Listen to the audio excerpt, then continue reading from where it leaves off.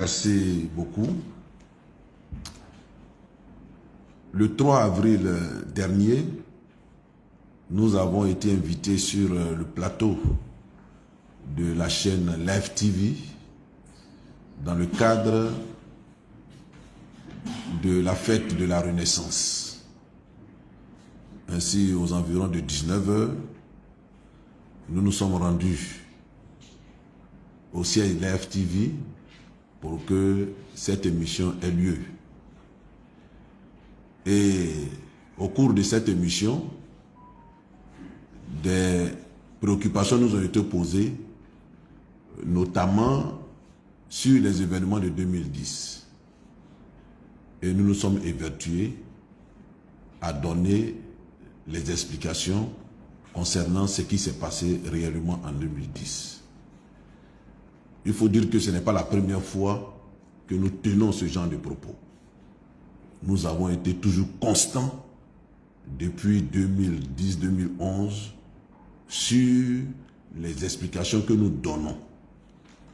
C'est pourquoi nous avons été surpris, vraiment surpris, que ce soit maintenant, en 2025, alors que le débat a eu lieu vraiment en abondance.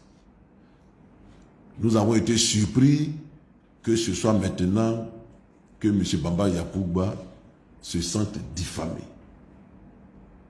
Et donc, suite à cette émission-là, il a déposé une plainte devant le procureur, une plainte en diffamation, disant que nous l'avons accusé de faux et les propos que nous avons tenus tendent à le livrer à la vindicte populaire et exposerait sa famille. Et c'est pourquoi nous avons été donc convoqués manu militari, parce qu'on n'a eu que 24 heures, nous avons été convoqués manu militari à la préfecture de police, à la direction des enquêtes générales. Effectivement, nous nous sommes rendus à cette convocation, malgré le délai très court qui nous a été donné. Nous avons bénéficié à cet effet de la solidarité, du soutien, de l'appui de toute la haute direction du parti, depuis le président du parti, en passant par le président exécutif, le secrétaire général, les responsables de la direction, les élus. En tout cas, le parti s'est mobilisé pour qu'ensemble nous allions répondre à cette convocation. Et nous sommes allés et on nous a demandé notre version des faits. Ce que je voulais dire concernant ces faits, c'est qu'il n'a nullement été question de diffamation. Nous avons expliqué ce qui s'est passé. Et ce qui s'est passé est simple.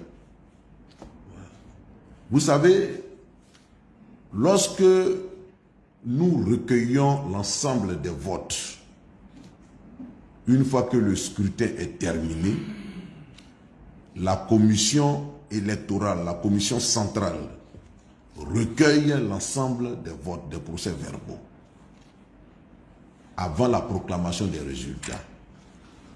Mais nous avons un mode opératoire que nous sommes librement fixés et qui doit régir le processus de proclamation des résultats.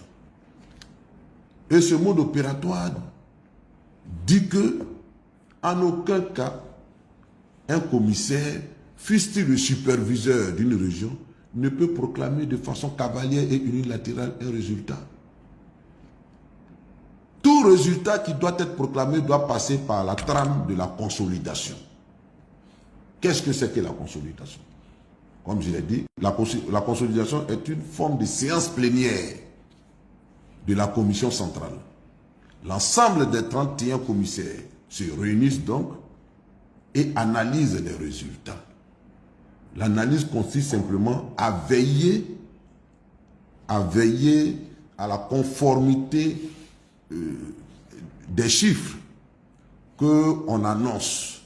Je veux dire quoi? Veiller à la conformité du nombre de votants, du nombre d'inscrits avec le nombre de votants, du nombre de suffrages exprimés à l'endroit de chaque candidat, des bulletins nuls, des bulletins blancs, voilà, avec le suffrage exprimé.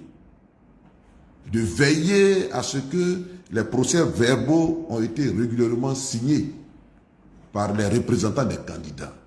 Si cela n'a pas été fait, il faut le motiver.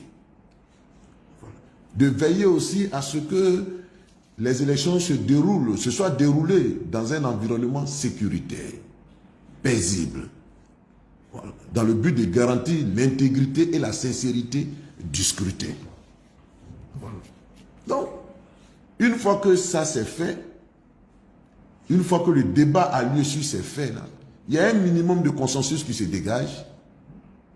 Et à partir du moment où le consensus est dégagé, le secrétariat, voilà, saisit le procès verbal, en distribue le procès verbal des résultats, en distribue copie à chaque commissaire, dont le porte-parole de la CEI, en l'occurrence en 2010, M. Bamba Yacouba, a charge pour lui d'aller les proclamer.